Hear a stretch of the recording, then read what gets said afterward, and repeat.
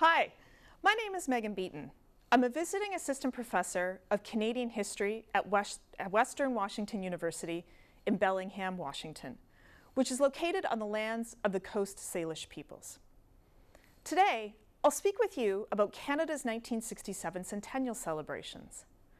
1967 marked 100 years of Confederation and the birth of the modern Canadian state. That year, Canada publicly commemorated this national event through programs intended to celebrate this anniversary. Canada's 1967 celebrations are etched in popular memory as a time of overwhelming optimism about the country's future. This sentiment is reflected in popular works by authors who have written about the year. Pierre Berton, for example, described 1967 as, quote, the last good year, when Canada indulged in folk dancing, historical pageants, parades, and youth exchanges. Jack Granatstein stated that the year revealed a swinging with it nation.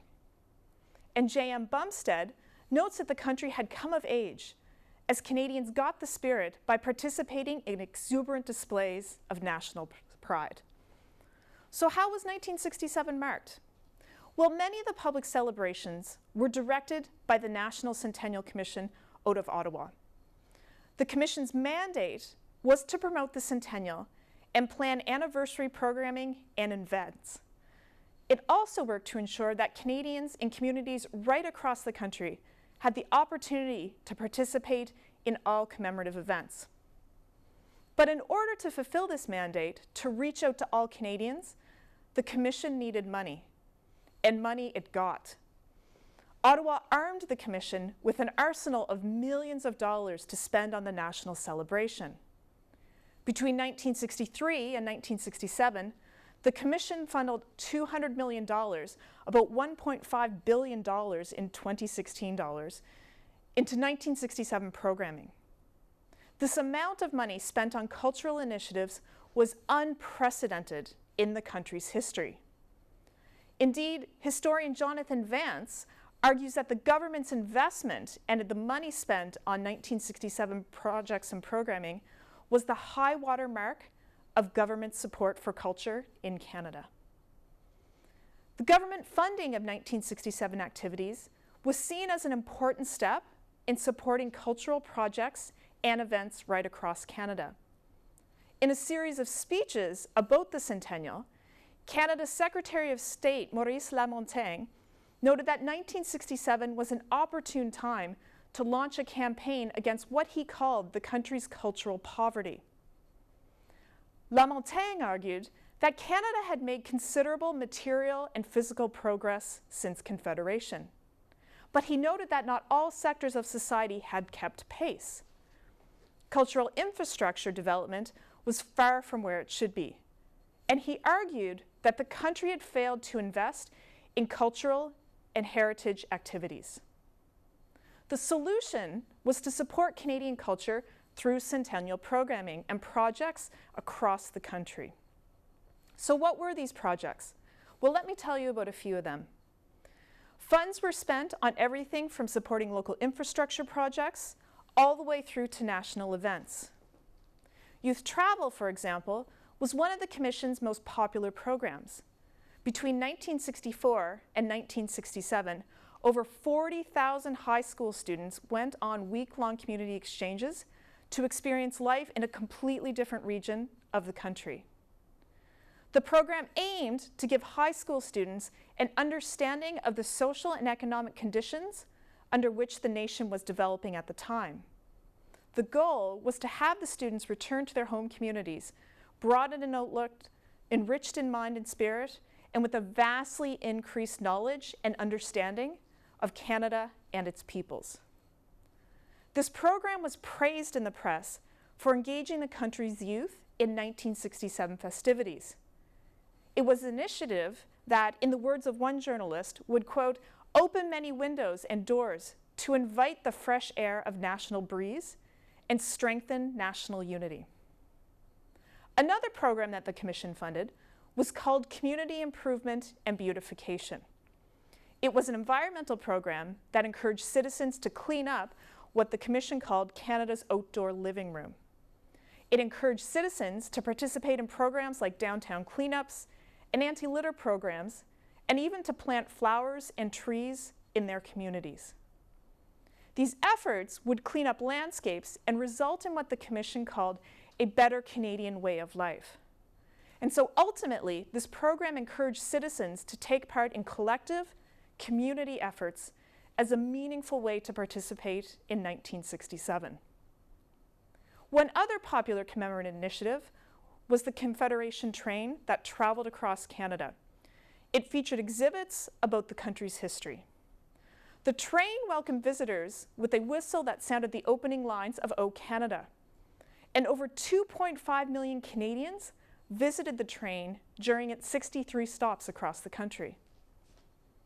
But some of this 1967 programming operated in such a way that presented a very particular version of Canadian history and Canadian identity.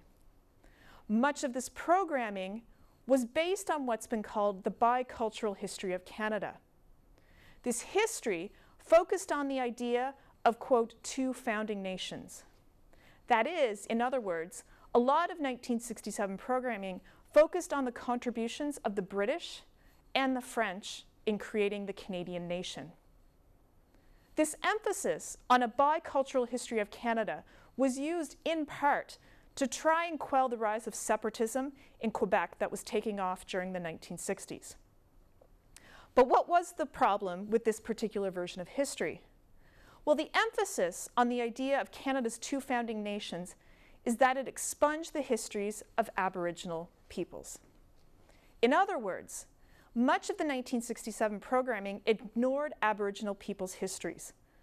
The result was that programming was often framed within a colonial and a settler context. For example, Maceo Dean has looked at the history of the Centennial Voyageur canoe pageant. That event saw groups travel by canoe from Rocky Mountain House in Alberta all the way through to Montreal, Quebec for Expo 67. Dean argues that this event erased Aboriginal histories and ignored issues of Aboriginal sovereignty from the narrative and the stories that were told through this event. Similarly, Pearl-Ann Reichwing has looked at the history of the Yukon Alpine Centennial Expedition. It was a mountaineering project that added to long-standing mythologies about Canada's north.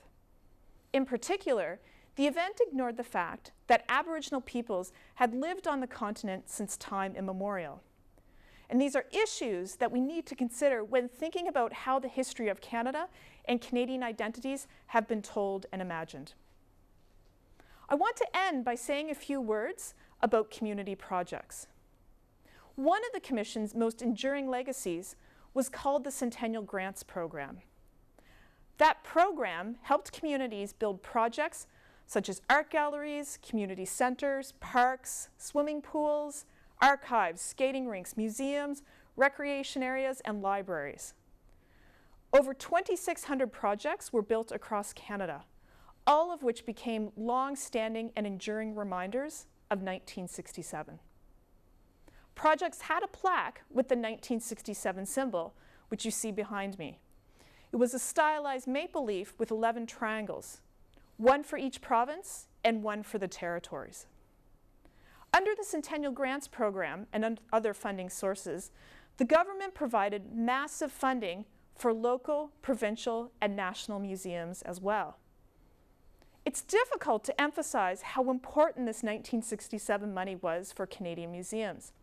It was nothing short of dramatically expanding the country's cultural landscape. In 1967, provincial museums were built in Alberta, British Columbia, and the Yukon. Canada's national museums also received funding to help tell Canadian stories. The National Museum of Man, which is now called the Canadian Museum of History, and the Museum of Science and Technology received funds to expand their programming and their exhibits.